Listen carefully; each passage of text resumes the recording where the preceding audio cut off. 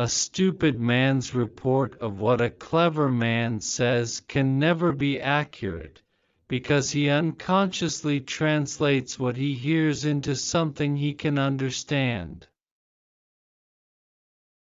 3 passions, simple but overwhelmingly strong, have governed my life: the longing for love, the search for knowledge, and unbearable pity for the suffering of mankind. Our great democracies still tend to think that a stupid man is more likely to be honest than a clever man, and our politicians take advantage of this prejudice by pretending to be even more stupid than nature made them. One of the symptoms of an approaching nervous breakdown is the belief that one's work is terribly important. Fear is the main source of superstition, and one of the main sources of cruelty.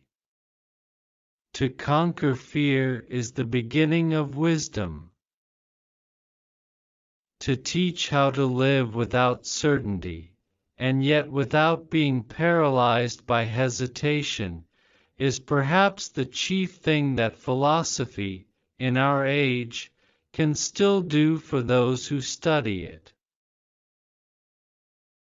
It is the preoccupation with possessions, more than anything else, that prevents us from living freely and nobly.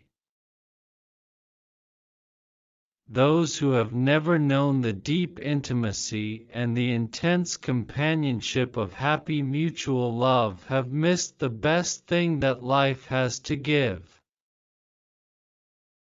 We know very little, and yet it is astonishing that we know so much, and still more astonishing that so little knowledge can give us so much power.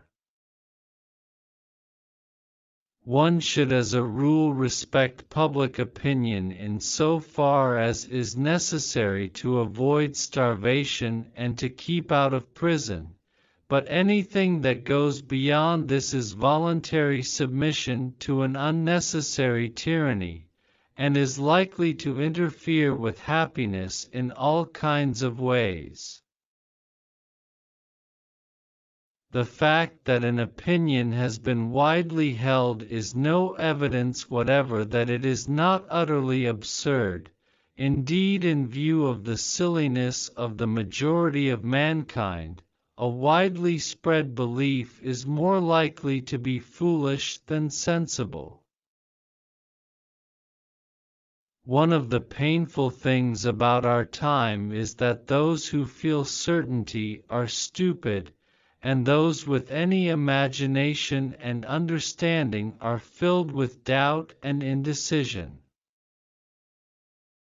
Neither a man nor a crowd or a nation can be trusted to act humanely or to think sanely under the influence of a great fear.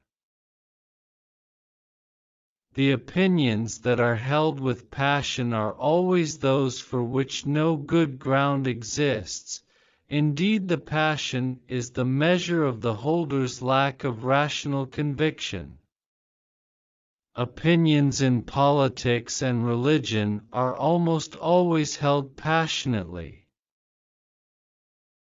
Even if the open windows of science at first make us shiver after the cozy indoor warmth of traditional humanizing myths, in the end the fresh air brings vigor, and the great spaces have a splendor of their own.